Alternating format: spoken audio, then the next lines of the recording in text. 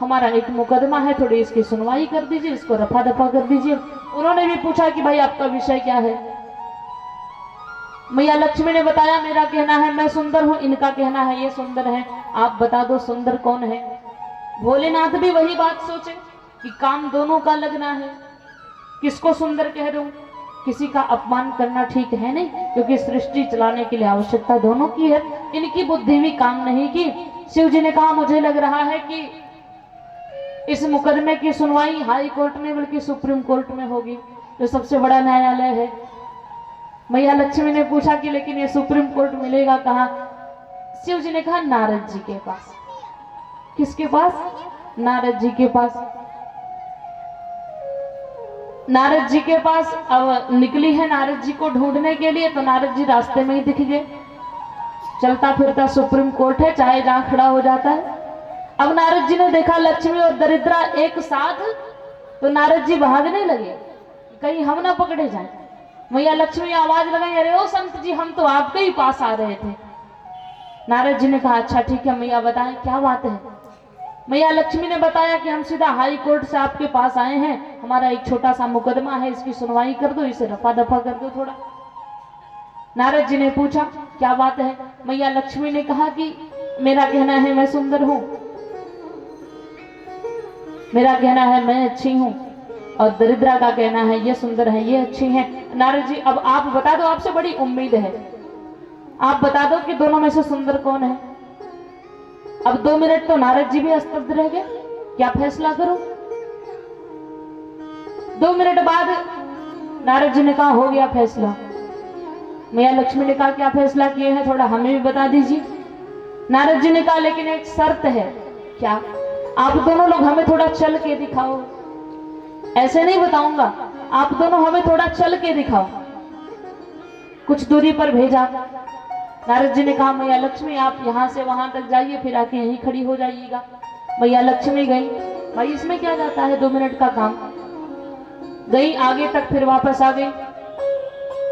उसके बाद दरिद्रा देवी को नारद जी ने भेजा, वो भी गई आगे, फिर वापस आके खड़ी हो गई।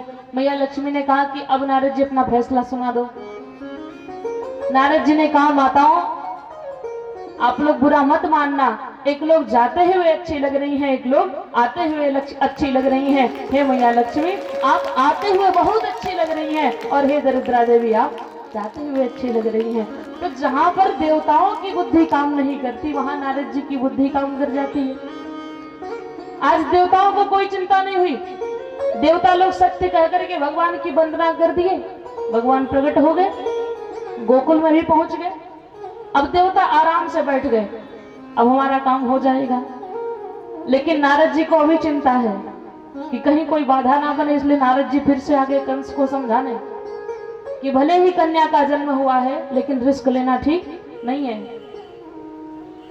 कंस ने बुलाया, कन्या को लेकर के ज्यों ही मारने जा रहा था, अष्टभुजी बन करके आकाश में उड़ गई और कहा कि निरपराध बच्चों को मार करके तुझे क्या मिला, हे मूर्ख, अरे तुझे मारने वाला तो जन्म ले चुका है।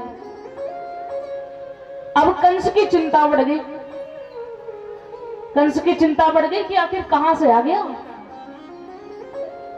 और इधर चल करके नंद भवन में देखें, सुबह का समय हुआ, पता चला कि मैया यशोदा ने एक पुत्र को जन्म दिया है। बोलिए बाल कृष्ण लाल की, यशोदा मैया की, नंद बाबा की। नंद बाबा बैठ करके माला जप रहे थे बाहर। माला में क्या चल रहा है, अभी हुआ नहीं आगे पता नहीं, अभी हुआ नहीं आगे पता नहीं। परिणाम यह निकला कि बालक का जन्म हुआ। सब के सब एक दूसरे को बधाई देने लगे कि बड़े सुंदर बालक का जन्म हुआ है। समय बीता, नंद बाबा स्नान इत्यादि करके सुंदर वस्त्र पहन करके तैयार हो गए। मैया यशोदा का भी श्रृंगार हुआ। सांडिल्य मुनि का आगमन हुआ है। 108 ब्राह्मणों को लेकर के स्वस्ति वाचन करते हैं और जात कर्म संस्कार संपन्न किया। इतनी जोर से बधाई बजी है।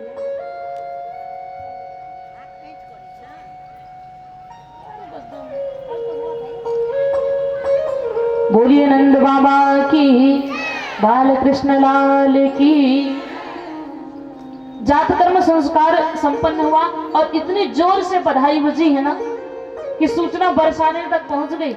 किसके यहाँ? राधा रानी के यहाँ।